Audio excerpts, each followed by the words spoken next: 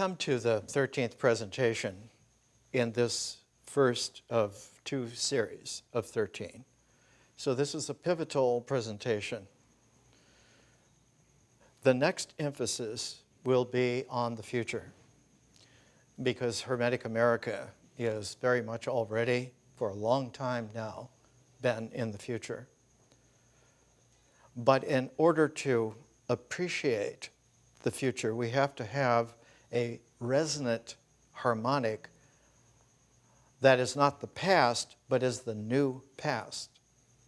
To be able to understand a presence which is the deepest, highest dimensions of the moment, that presence is not just a present.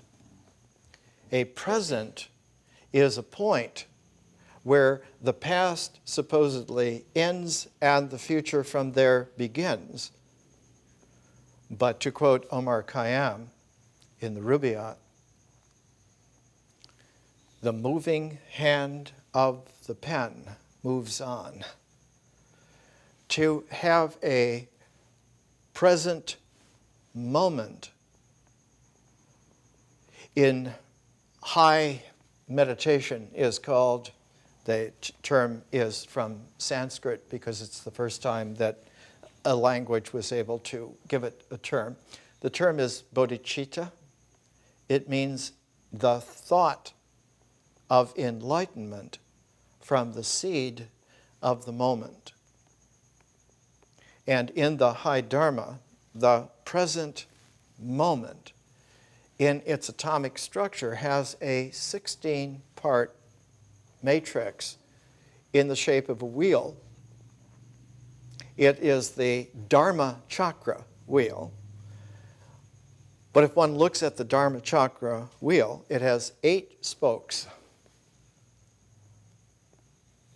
So that 1/2 of a atomic, subatomic structure of a time moment present has 8 discursive parts, but the other 8, the other half of that, never occur discursively and always occupy what in music would be called a trill, but in geometry is called a space, an interval. So the space between the spokes counts towards the entire structure of the wheel, but the 8 spaces made by the 8 spokes are actually not only a single space, but they are a single space that cannot be quantized outside of space in general. So that the 8 spokes occur in suspension, in a suspended infinite space.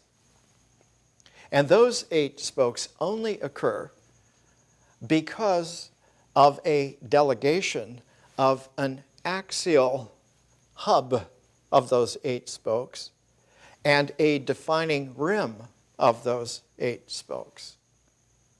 When you get down to the subatomic structure, not just subatomic, but the time is also subatomic.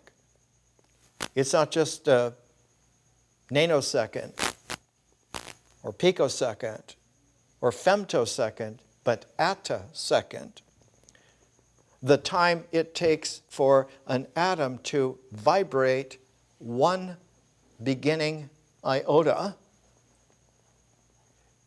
And when that happens, it is not just the electron that moves in that vibration, but the proton also will have its vibratory motion.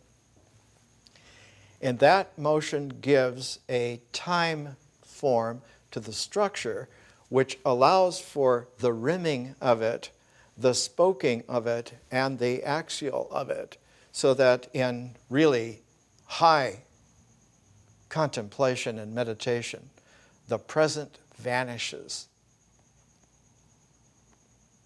The whole point of Zen is that there is no point to the present. whatsoever. It is a continuity without form or limit. And because it is so, there is a quality to it of lingering resonance, which is more specifically able to be called presence. And presence, which we have been developing for a long time here, is shareable.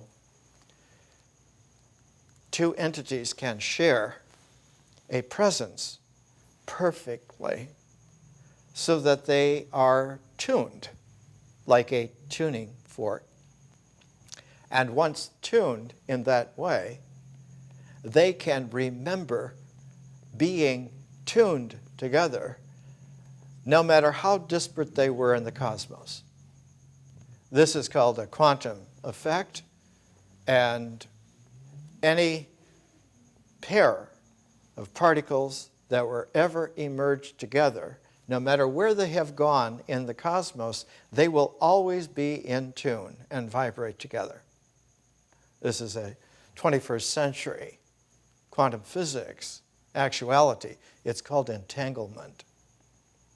The shared presence tuning is capable of being remembered not as a thing in the memory, in the mind, but in the very continuity of remembering,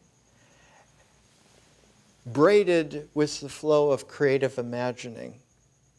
And that remembering process, flow, and that creative imagining flow occur together in a field which is a quintessential fifth dimension called differential consciousness. The future occurs out of that, and the new past occurs out of that in parenthetical ripples that can be understood and go together so that one can understand prophetically the future at the same time as to envision accurately the new past. They go together. It's like the two eyes for sight. And one has an insight into the future possibilities, and one has a foresight of how that will reconstitute a new past. So that this is an ancient Hermetic wisdom understanding, East and West. And the easiest way to give it a mental, symbolic, ordered formulation is in a triad. Triads are always the easiest for the symbolic mind to grasp.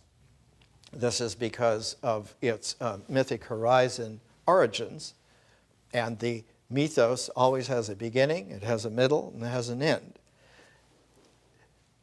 It's not that the beginning is just the original beginning, but it's the beginning of the story, of the myth, of the mythos. The extension is as much as one has told, and the end is that completes that particular story. And there are many stories that are available. So the mind symbolically will imagine quickest and remember longest in terms of triads. The Hermetic triad is alchemy, cosmology, and philosophy. The alchemy is the transform of existentials, of things, of the ritual actions that are taken as forms, like a karma. And the cosmology is the largest universe, the context. And philosophy is the bridge between the transforms that enrich the cosmos and the alchemy that enriches the world. And the love of wisdom is the bridging between the two. It's a bridging not of a present moment, but of presencing which is shareable, so that the ancient saying from Plato, remembering he heard it from Socrates, and Socrates heard it from his teacher Diotima, and she heard it directly from Pythagoras, who was the first to call himself a philosopher, a lover of wisdom. Being a lover of wisdom is that one lives as a companion with those that you investigate with, that you inquire with. And so, in the deepest possible way, experience will have its flow, which can be enriched by a superior flow. And that superior flow is what we call experience, science. And that science begins with a visionary fifth dimension consciousness, which gives us then the possibilities that emerge as the future and the retrospective changes that happen to the past, and so you have a new past. And an example of that is this book that came out in 1958, Consciousness in Concord, New Hampshire, by the great Perry Miller, who was the great professor at Harvard at the time on American Studies. He's the one that found a lost notebook of Henry David Thoreau. The most particularly interesting notebook, that of the late 1840 year and the beginning of 1841, which was the pivotal emergence of Thoreau for the first time as a prismatic person resonant to the cosmos. An extraordinary year. And just an excerpt, a couple of excerpts from Thoreau's lost notebook, surfaced for the first time as Consciousness in Concord in 1958. This came out exactly at the same time that the United States was able to put the first satellite, the Explorer, into orbit. Here's Thoreau, August 10th, 1840, a single line. Between the hills, as in a crucible, a gleaming flood of light undulates. These are alchemical words. August 12th, 1840. A brave soul will make peaceful times dangerous, and dangerous times peaceful. We strive to prolong our moments of comfort and leisure as if that were life and not a stagnation of life. Life is current and not stagnant, and cannot afford to repeat a certain past cheapness to the sacrifice of a possible future affluence. He was about 20 years of age. When the accents of wisdom and eloquence have died away, I discover that the chirp of the crickets is still clear in advance. A good book will not be dropped by its author, but thrown up. It will be so long a promise that he will not overtake it soon. He will have slipped the leash of a fleet hound. When I hear a strain of music from across the street, I put away Homer and Shakespeare and read them in the original. Of course, Shakespeare wrote in English, but one has to understand that he wrote in very high Elizabethan English that was at the pinnacle of a transform of language. It was a transform of language out of a previous transform that Chaucer had performed 200 years before, and that's called Middle English. And that was a transform of the original language called Old English that goes back to the 600s AD. Shakespeare's transform would be transformed again in the Age of Revolution by Shelley and Coleridge, Wordsworth, Blake. And in the 20th century, it was transformed again by poets who do this: Yeats, T.S. Eliot, Wallace Stevens, etc., William Faulkner. And what is being presented here is a transform of those 5 transforms of English into a new time form ability to use a differential conscious field and a kaleidoscopic conscious flow to open up for us dimensions of reality that were previously the purview of only a select few, a self-select few, and shareable by very small communities. About 22 years after Thoreau would write in this way in his Consciousness in Concord, in another Massachusetts town, Amherst, Emily Dickinson, at age 32, wrote this poem in a little letter that she sent to her sister-in-law. And you have to understand that Emily Dickinson had re-established with her older brother and behind her had reestablished the original Dickinson home called the Homestead, and that her sister-in-law lived across an open garden. It was full of pine and beech trees, like a little forested patch. And there was another house on the other side called the Evergreen. But they wrote letters back and forth for over 35 years because it was in the act of writing and reading that the full savor of the presence sharing occurred. This is a poem that Emily Dickinson included in a little letter to her sister-in-law and across the yard. The face I carry with me last when I go out of time to take my rank by in the West, that face will just be thine. I'll hand it to the angel. That, sir, was my degree. In kingdoms, you have heard the raised refer to, possibly.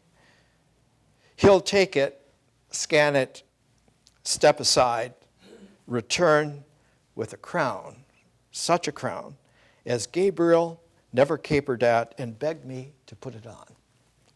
And then he'll turn me round and round to an admiring sky as one that bore her master's name, sufficient royalty.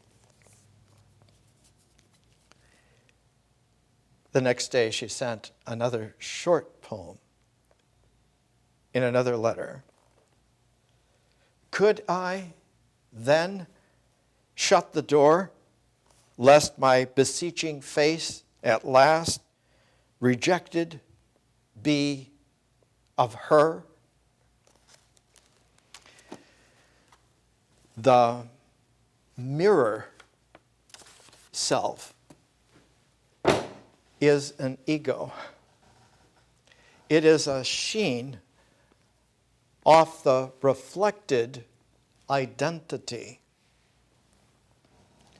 And as long as we keep the fluidity of the flow of experience, much less the kaleidoscopic flow of conscious history, we will not be limited to the frozen, stagnant mirror image that matches or mismatches with our identity projection. And so that moment, which is not only fleeting, but finally fictitious, will not register as a hook to snag us in and make us think we are great because the ego matches the identity, or damaged because that does not match the identity.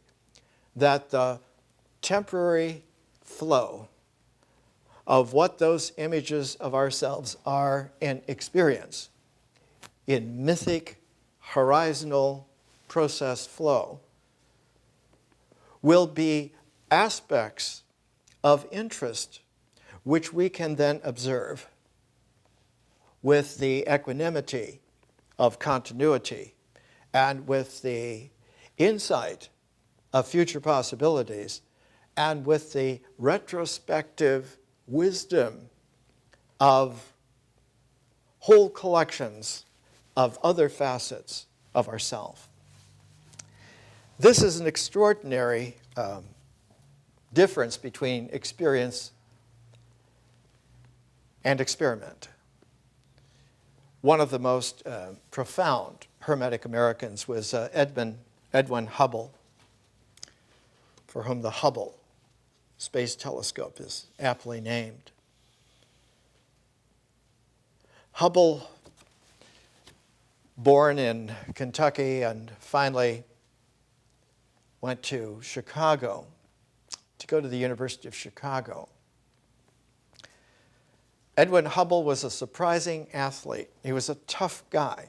He at one time thought of being a professional boxer.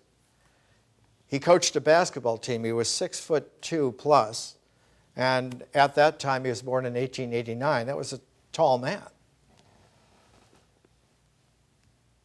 His father wanted him to be a lawyer. You have to be able to make money, and you have to be able to defend yourself in this tough world.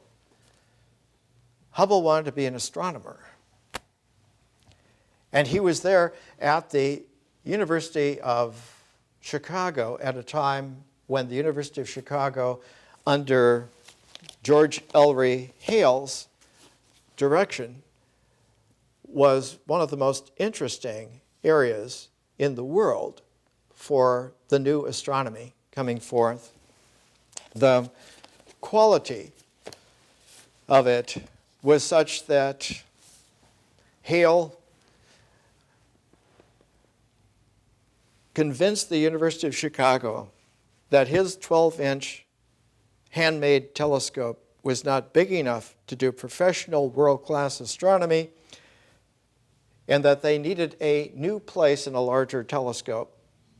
And the large telescope he had in mind was a 40-inch telescope, which could not be positioned in Chicago because of all of the light, and so was positioned on the coast of Lake Geneva in Williams Bay, Wisconsin.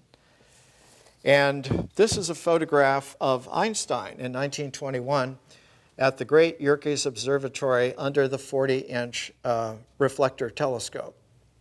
Still one of the largest reflector telescopes ever made. Hale loved the fact that this young undergrad, supposed to be lawyer, loved astronomy.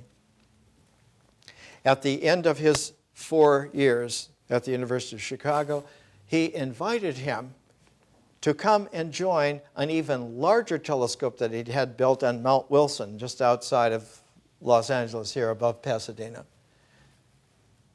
It had a 100-inch telescope. It was the largest in the world for 2 generations. And that telescope had been built already in the early part of the 20th century. This is a photograph in 1910.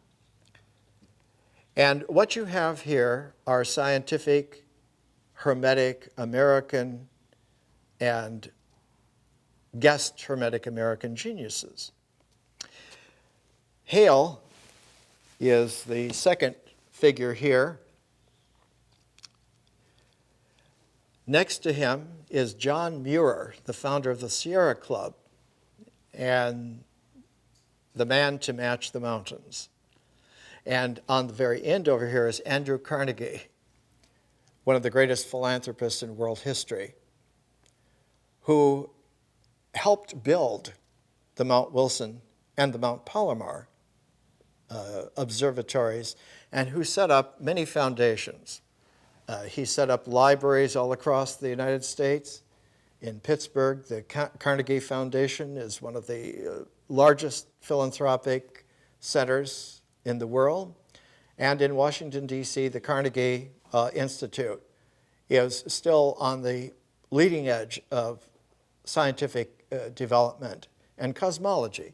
As we will see in the next part of Hermetic America, the discovery of dark matter and dark energy was due to Vera Rubin, who for decades has been at the Carnegie Institution in Washington, D.C. Because of his proximity, because Mount Wilson and Palomar both were associated with Caltech, very often he was invited to speak in the Pasadena area and the Huntington Library Quarterly. Huntington Library being in San Marino, about a good half hour's walk from Caltech. And in the April 1939 issue of the Huntington Library Quarterly, it leads off with Edwin Hubble's Points of View, Experiment and Experience. And this was the commencement address for Caltech in June of 1938. And he says in here, Edwin Hubble,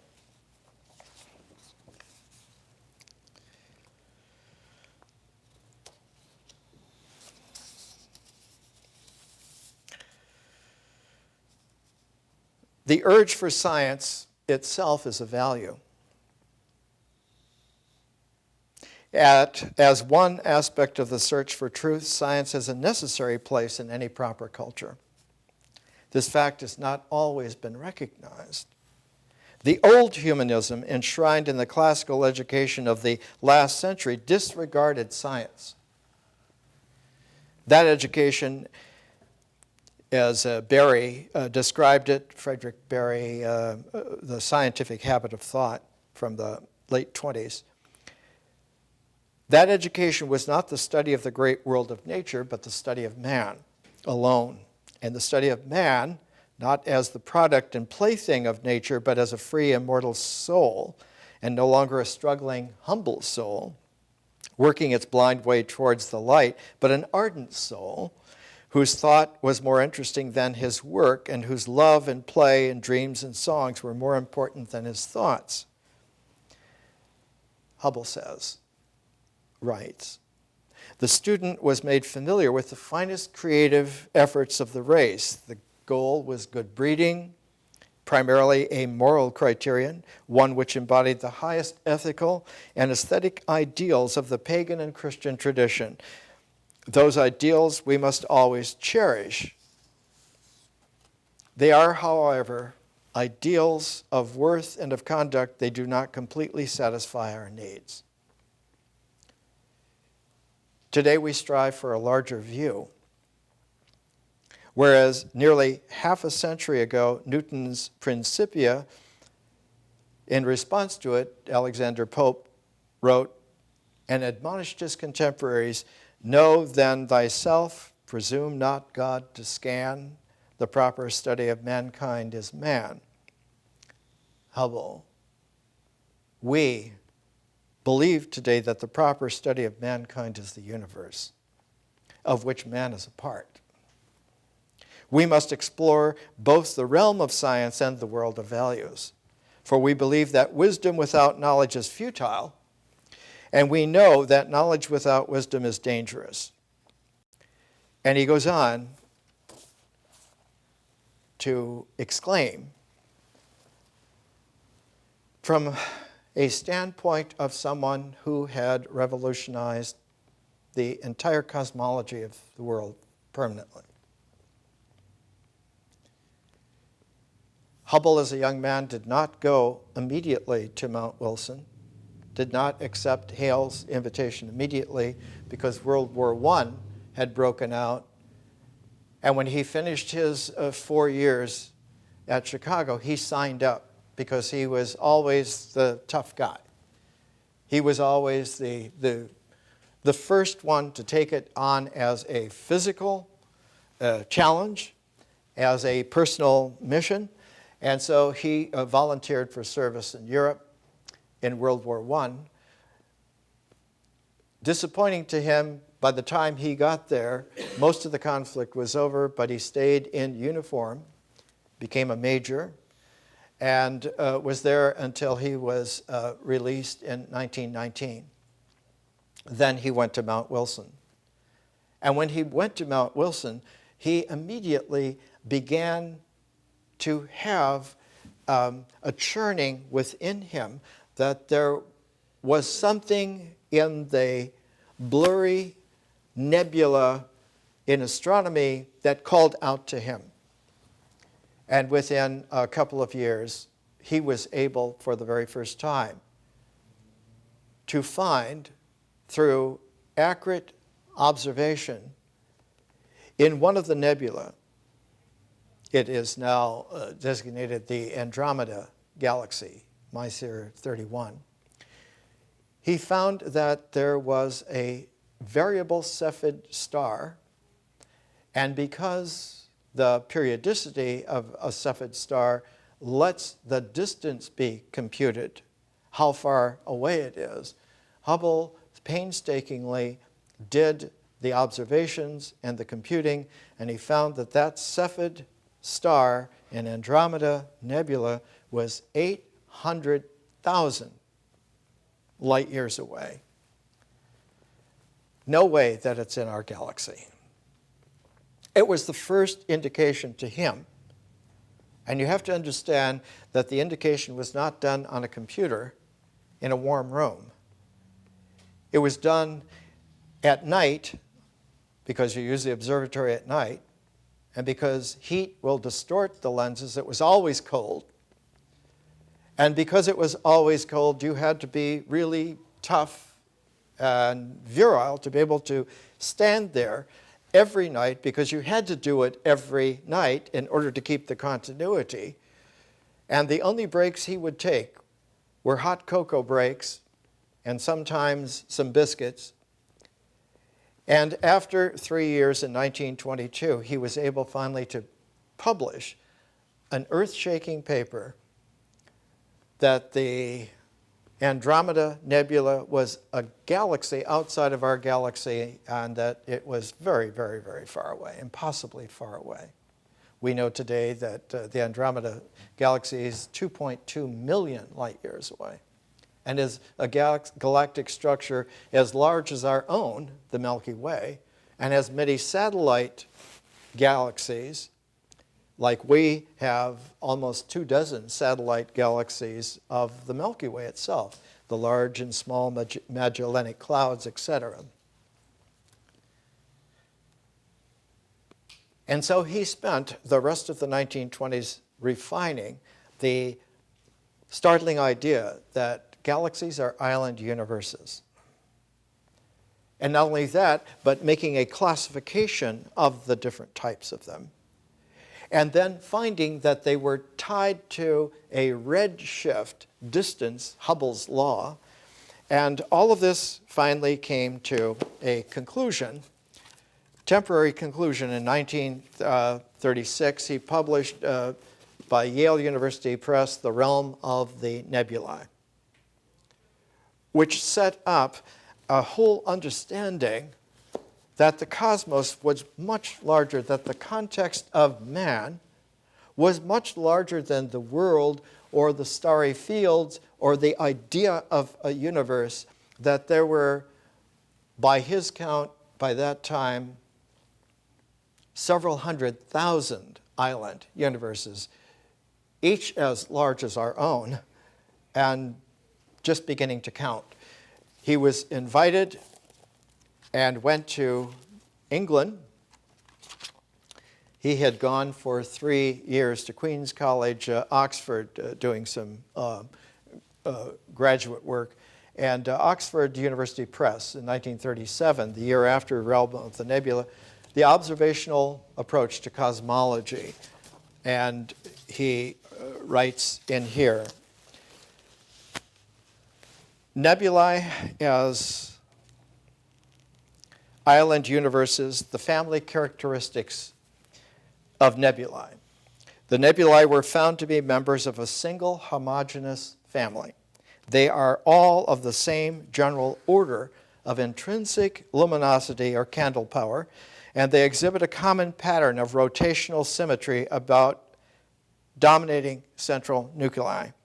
Although the structural forms vary widely, they fall naturally into an ordered sequence in which the fundamental pattern varies systematically from one end to the other. The pattern was a globule, bright, semi-spherical, called an elliptical zero galaxy. And then there were 7 other levels, E1, E2, all the way to E7. And then they jumped to spirals. And the spirals had 3 different types. Spiral A, spiral B, spiral C. And then there were barred spirals. Instead of having lots of arms, they would have 2 arms. And so those were SB1A, SBC, SBB. That typology was finally revised at the end of Hubble's life, but was not able, he died of a sudden heart attack. He was in his car with his wife, Grace, driving home from Caltech, and he suddenly said to her, Grace, you have to get me home. I have just had a stroke. And he held on until she pulled into the driveway of their house in Pasadena, and held on until she got him into the house. And he did this out of love and respect for her, not to have her have to break down in a moving car or in the car. And he died. He left notes that were put together, and in 1961, the Hubble Atlas of Galaxy was published by his friend and student, Alan Sandage. And this, in 1961, was enormously important because for the first time, it showed the typology of the real cosmology, that the real cosmology was being known and understood. And it was only 14 years later that this magnificent volume was published, simply called Galaxies. And Galaxies by Timothy Ferris was published by the Sierra Club. The link between a Thoreau and a John Muir and a Hale and Hubble, the link between the philosophy of observation and the cosmology by observing the universe, and the cosmic implications of being able to observe the observer, and the ability to see the ecology of the world, all tie together.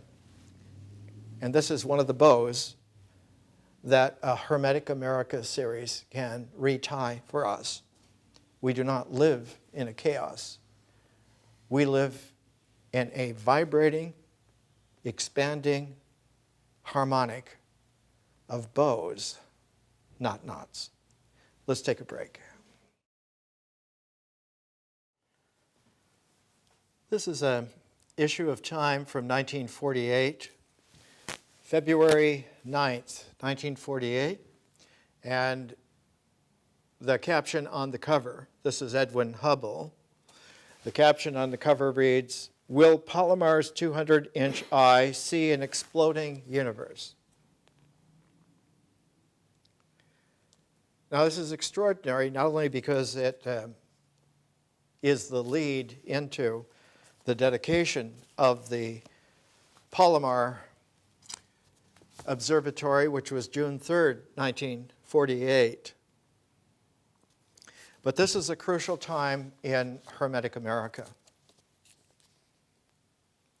as we will see in the next series. By early 1948, it was apparent, though secretly, and kept under secret cover even till this day, that extraterrestrials had been encountered, that extraterrestrial craft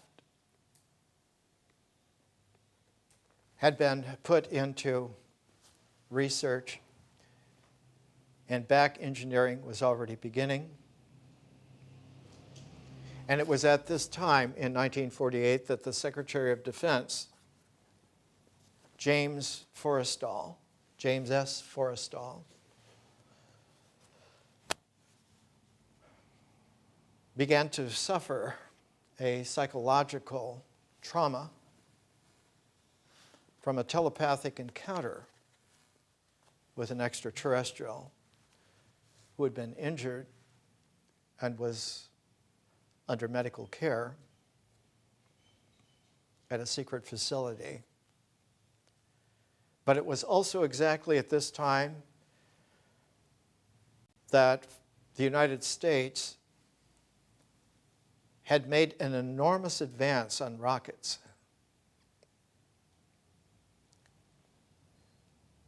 World rocketry had received a jump in Germany in the Third Reich. And their secret base was on the Baltic Sea, Peenemünde.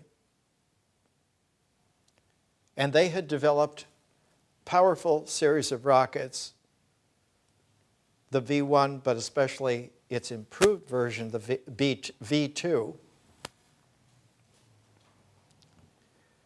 And they had set up an industrial mass production of the V2 rocket, which was not just an experimental 1 or 2 or 3 or 4 prototypes, but they were producing thousands of them on an assembly line. Had employed right at the very end of the Second World War in 1945, sending in a period of just months more than 2,000 V2s onto England, most of them onto the City of London. And we're very close to improving that V2 when the United States and the Soviet Union forces made a beeline to try to commandeer a number of these V2 rockets and to kidnap, literally, the engineers and the staff who made this possible, and the splitting by those two armed force takeovers of the German V2 establishment led to the space race.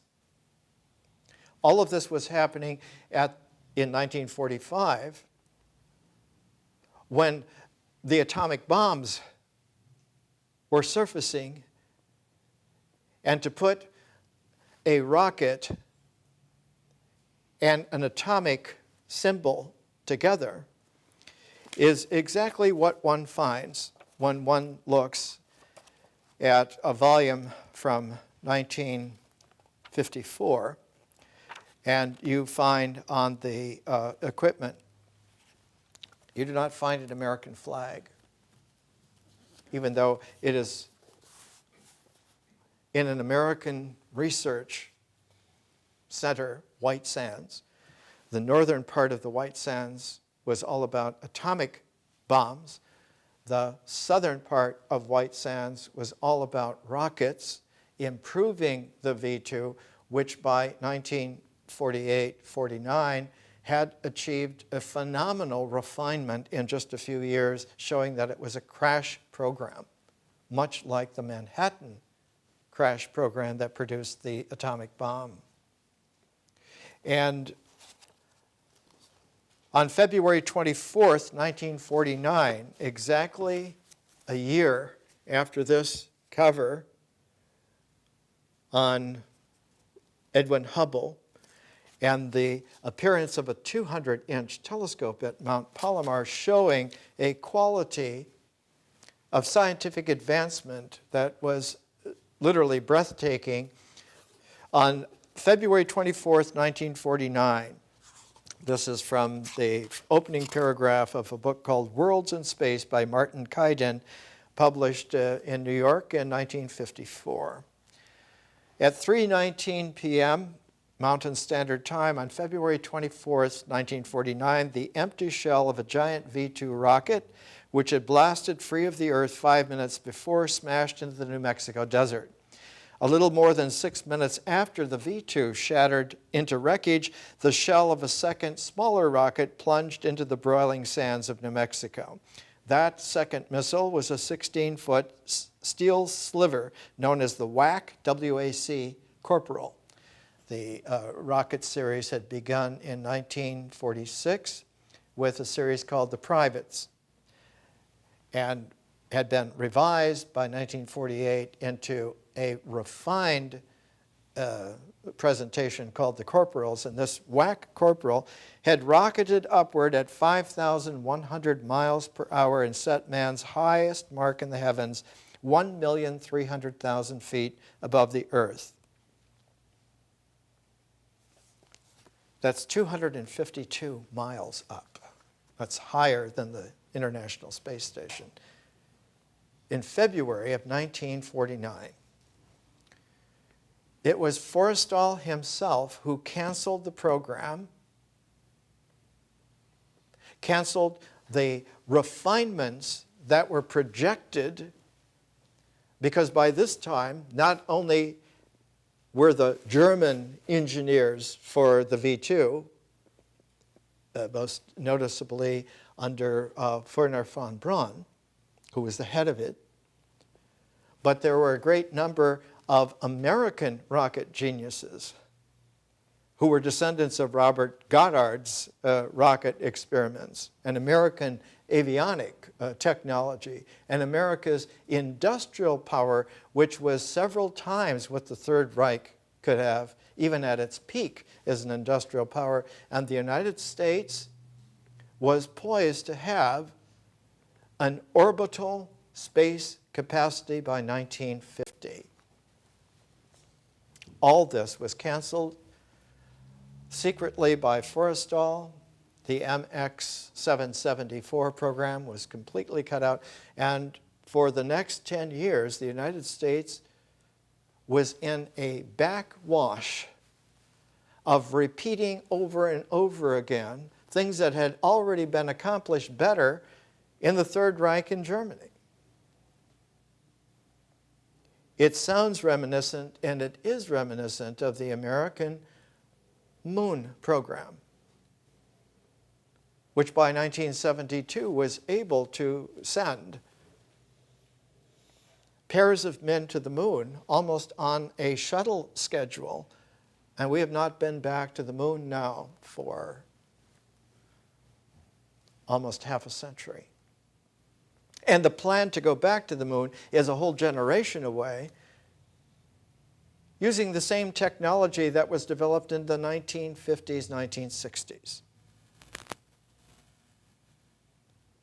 Someone is stopping on very high levels the ability for a maturing America to have its place historically and throwing it back into a mythological regression.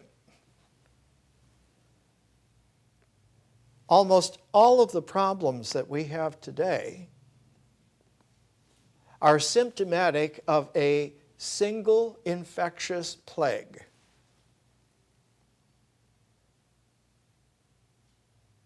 You cannot have a historical regression back to a mythology without creating a nightmare barbarism psychologically in the people, in the sociology of the culture, and a mange in its capacities to sustain civilization. This is the most serious issue before the planet because we are, in every respect, the point guard. Now, what happens with a point guard in Hermetic terms is that all of the resonances will tend to go where the beginning went. And if you go into a regression, all of the energies will swirl like a whirlpool and devolve very rapidly. To reverse that, all of a sudden, is catastrophic because it does not produce a reversal, it produces a maelstrom. So that the whole emphasis of this particular series and the next one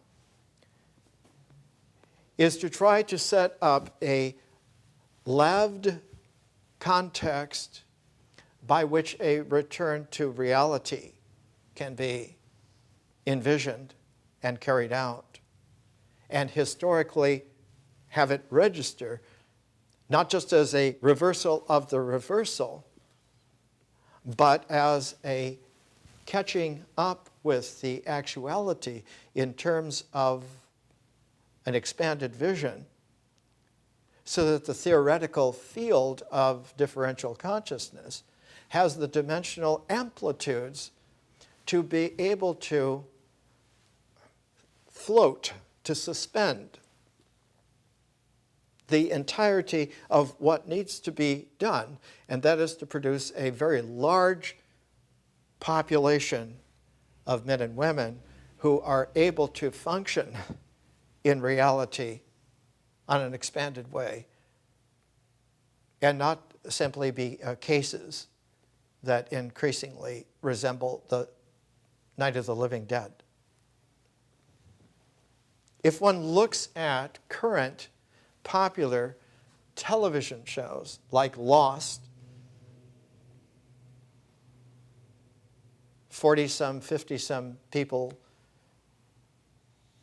plane wrecked on an island with all sorts of peculiarities and flashbacks and flash forwards, and increasingly a maelstrom of almost impossibility that it could be understood or lived or continued with. That what is actually happening is worse than what one could imagine being bad happening. So that what is being delivered here is being delivered around a very small campfire so that it can be delivered completely and not be squelched, not be sabotaged. We have seen that there was a tremendous release 300 years ago of a new quality of mankind, and that it was presaged before then, to use a popular phrase, by the Renaissance, and that the Renaissance had awakened from a medieval dream. That the United States is a medieval America is without question now, rather than a Hermetic America. Yet this was not the case in the 1940s, up until the 1940s, up until 1949. There was a Hermetic America that was extremely viable. Even with the travails of the 1930s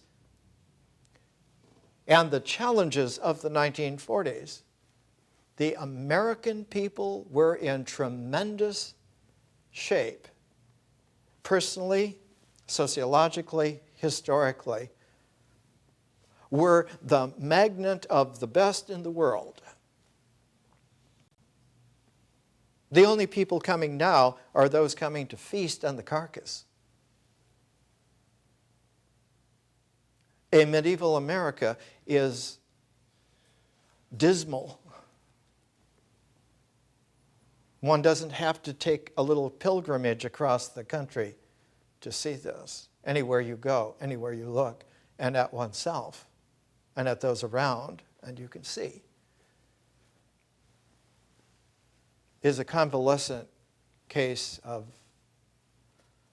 waiting for the end.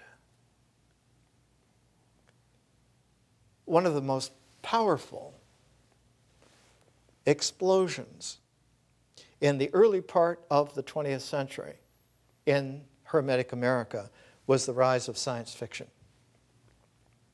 That was leading in a visionary way and following very closely upon the developments in astronomy, in cosmology, the developments in the alchemy of chemistry and biology, in the philosophy of understanding the pivotal way in which men and women made the future and the new past at the same time, being able to recalibrate. Part of the new past that Americans were making, like James Henry Breasted's A History of Egypt, published in 1905, and republished in a Bantam Classic in 1964. A reshaping of the whole understanding of the origins of civilization, not starting with the Greeks, not being dominated by the Romans, but going back to Egypt, and at the same time of going back to the beginnings in Mesopotamia. At the same time going back to the beginnings in Asia, in India, in China. The archaeological new past was coming resonantly with the burgeoning scientific push into the future. And American science fiction, about this time, received a tremendous boon with the writings of Edgar Rice Burroughs. Under the Moons of Mars was published first in Serial Magazine, Argosy, in 1912. And exactly at the same time that Edgar Rice Burroughs was writing about a fighting Virginian on Mars, he was creating an Englishman who had been raised by the most primordial of the hominids, by great apes, not raised by human parents, Tarzan of the apes. And that Tarzan, if you read the original first Tarzan, could not speak because the apes, his ape mother, his ape siblings, did not speak. He did not speak. He could not speak. And yet, because he had an innate, primordial, Paleolithic intelligence, he accidentally discovered the treehouse that his dead father had built for his now dead mother to try to survive a plane crash, and that they had left all sorts of indications for their son, and that Lord Greystoke left also ways in which, if anything were found, what could be recreated was the true context of the boy. And it was the teenage Tarzan who found the place, got in, discovered how to read, but could not yet speak because there was no one to talk to, but taught himself how to read. And with that came the beginnings of a contemplative amplitude which allowed him to understand the primordiality of life in such a way that he spanned everything from the apes to the English Lord Gentleman in one person, in one personal prism. towards the end of that first Tarzan novel, after he had met a Frenchman, a French pilot, and had learned to speak French. Was one of the first languages he learned to actually speak, was Français. He was going with the captain back to Paris, back to try to find what civilization was like, to explore that. And they were in French West Africa at a bar. And there was a big argument among these hunters that the topic came up about lions being the king of the jungle. And Tarzan said, no, man is king of the jungle. And so he was challenged to this drunk bet that this is alcohol talking. So Tarzan stepped back, and like later comic book versions of Superman, he took off his gentleman's clothes and took his old hunting knife and in his skivvies went out into the jungle, found and killed a lion, and toted it back and threw it into the bar to collect the bet. John Carter on Mars and Under the Moons of Mars, and it was called, when it was published as a book, A Princess of Mars, because there was an eternal romance here. A Martian princess, Dejah Thoris is her name. But in order to manufacture the ability for this fighting Virginian to become like a prince of Mars so that he was worthy of her, the illustration showed him learning the ancient Martian wisdom as well, and learning from her the whole layout of the civilized Martians of the planet, and then finally proving himself to be the greatest warrior on Mars, because he had an Earthman's muscles. On Mars, he could leap 50 feet into the air. He was faster, he was stronger than any of them, even though the Thargs were very large, about 12 feet. He was the toughest, swiftest man. He became really the prince of Mars. This quality infused American science fiction.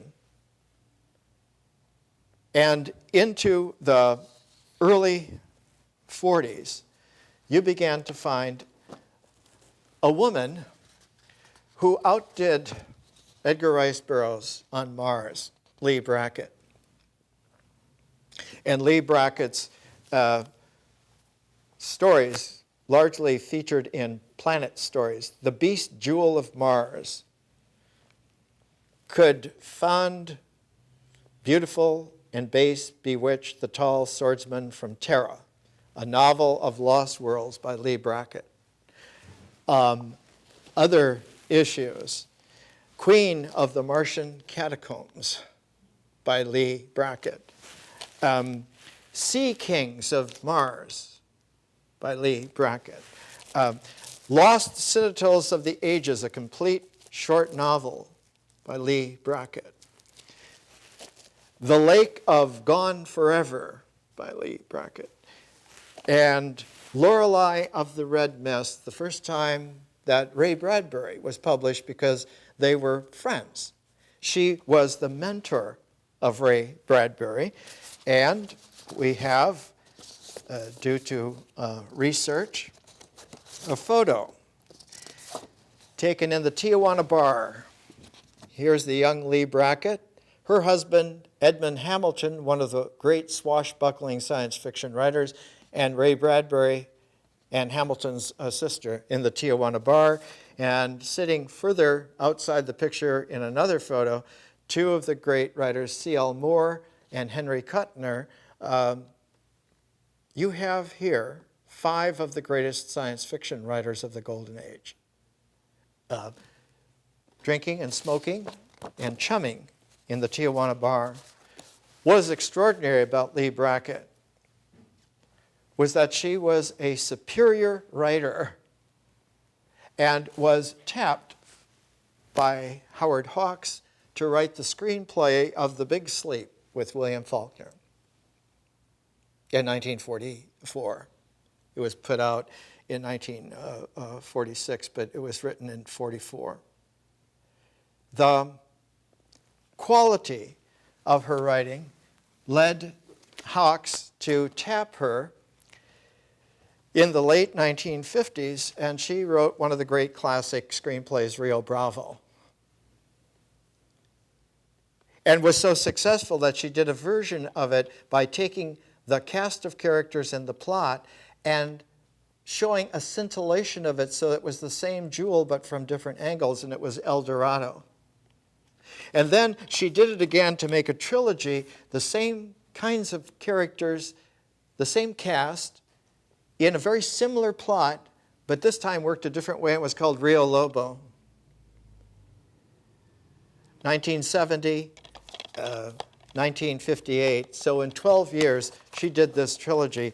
And at the same time, because she got interested in the way in which Hawks would do not only Westerns and mysteries, but she wanted to travel. She was born in Los Angeles, grew up in Los Angeles, had kind of a local life. She went with him to Africa to do the screenplay for the film Hatari, again starring John Wayne. And finally, the old Lee Brackett was tapped by George Lucas, and her last screenplay was for The Empire Strikes Back. Hermetic America is about extraordinary people who are able to reach into a visionary field and pull primordiality of both the future and the new past, and a sense of presencing, which is shareable. And this leads to extraordinary results.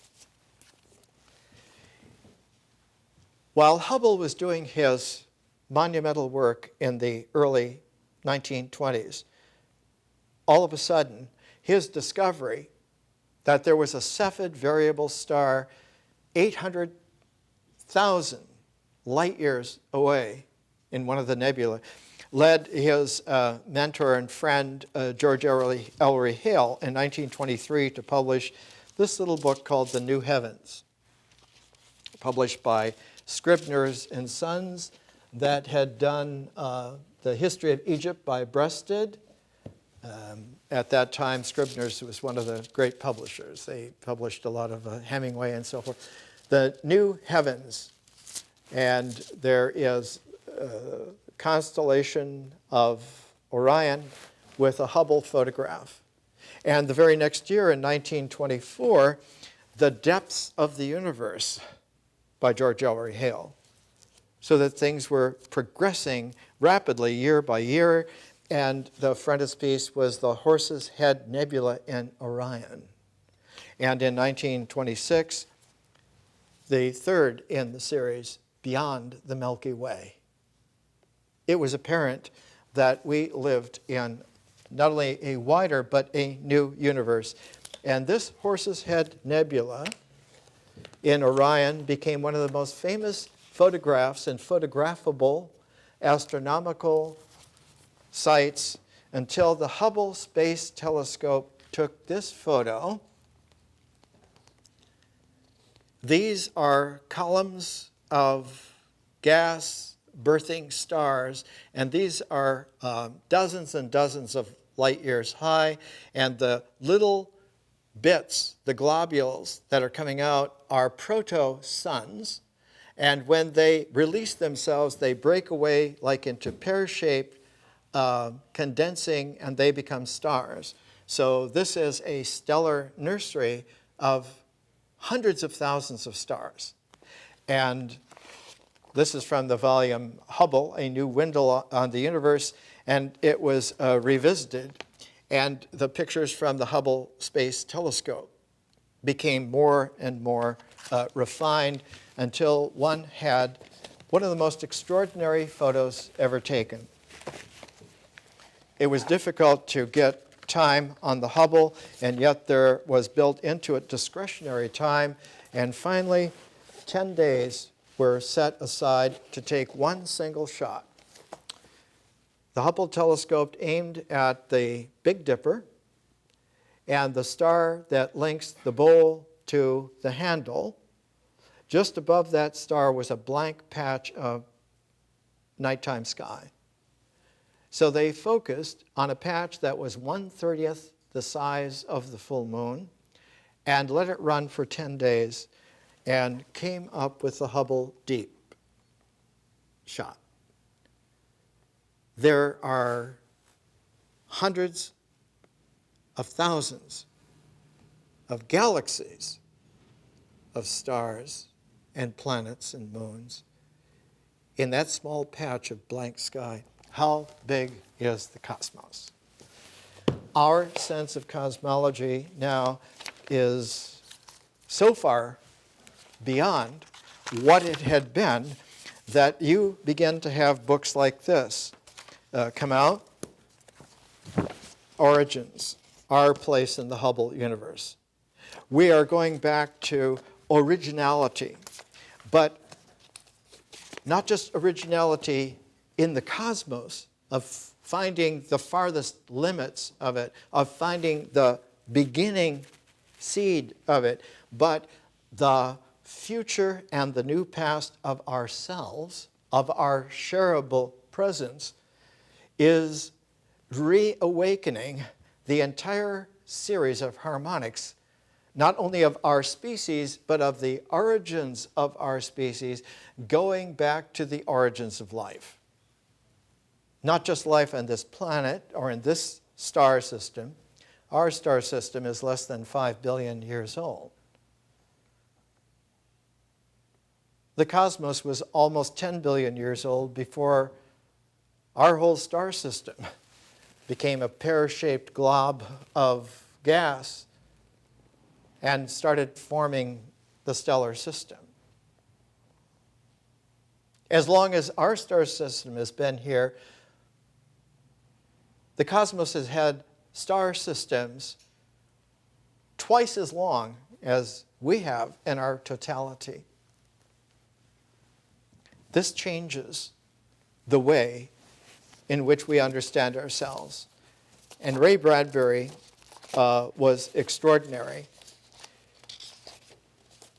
In one of these pulp science fiction magazines, this issue of Planet Stories, appeared a short story by him called The Million-Year Picnic. And it was later incorporated as the last part of the Martian Chronicles, published in 1950. This is my copy that Ray signed for me at the Claremont Hotel in Berkeley for the 1968 World Science Fiction Convention. I gave the story in a previous presentation of how he came in late, and there were only about a dozen of us still standing and sober in the Claremont bar. And then came Ray with his little tape recorder satchel of his screenplay, Leviathan 99, turning his script of Moby Dick into a science fiction far-flung epic, and he played it for us. It was recorded in Britain. Here is the ending of The Million-Year Picnic and the Martian Chronicles by Ray Bradbury. In the Martian Chronicles, the Earth has blown itself up through nuclear war.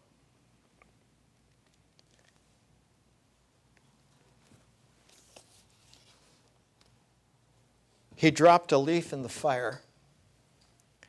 I'm burning a way of life, just like that way of life is being burned clean of the earth right now.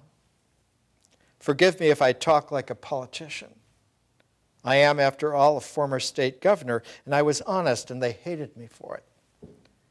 Life on earth never settled down to doing anything very good. Science ran too far ahead of us too quickly. And people got lost in a mechanical wilderness, like children making over pretty things, gadgets, helicopters, rockets, emphasizing the wrong items, emphasizing machines instead of how to run the machines. Wars got bigger and bigger and finally killed Earth. That's what the silent radio means. That's what we ran away from. We were lucky. There aren't any more rockets left. It's time you knew this isn't a fishing trip at all. I put off telling you, Earth is gone. Interplanetary travel won't be back for centuries, maybe never. But that way of life proved itself wrong and strangled itself with its own hands. You're young. I'll tell you this again every day until it sinks in. He paused to feed more papers to the fire. Now we're alone. We and a handful of others who'll land in a few days. Enough to start over, enough to turn away from all that back on Earth and strike out on a new line. The fire leaped up to emphasize his talking. And then all the papers were gone except one. All the laws and beliefs of Earth were burnt into small hot ashes which soon would be carried off in a wind. Timothy looked at the last thing that Dad tossed in the fire. It was a map of the world. And it wrinkled and distorted itself hotly and went flumph and was gone like a warm black butterfly. Timothy turned away. Now I'm going to show you the Martians, said Dad. Come on, all of you. Here, Alice. He took her hand. Michael was crying loudly, and Dad picked him up and carried him, and they walked down through the ruins towards the canal. The canal, where tomorrow or the next day their future wives would come up in a boat, small laughing girls now with their father and mother. The night came down around them, and there were stars. But Timothy couldn't find Earth. It had already set. That was something to think about. A night bird called among the ruins as they walked. Dad said, "Your mother and I will try to teach you. Perhaps we'll fail. I hope not. We've had a good lot to see and learn from. We planned this trip years ago before you were born. Even if there hadn't been a war, we would have come to Mars, I think, to live out and form our own standard of living, and it would have been another century before Mars would have really been poisoned by Earth's civilization. Now, of course, they reached the canal. It was long and straight and cool and wet and reflective in the night. I've always wanted to see a Martian, said Michael. Where are they, Dad? You promised. There they are, said Dad, and he shifted Michael on his shoulder and pointed straight down. The Martians were there. Timothy began to shiver. The Martians were there in the canal, reflected in the water. Timothy and Michael and Robert and Mom and Dad, the Martians stared back up at them for a long, long, silent time from the rippling water. More next week.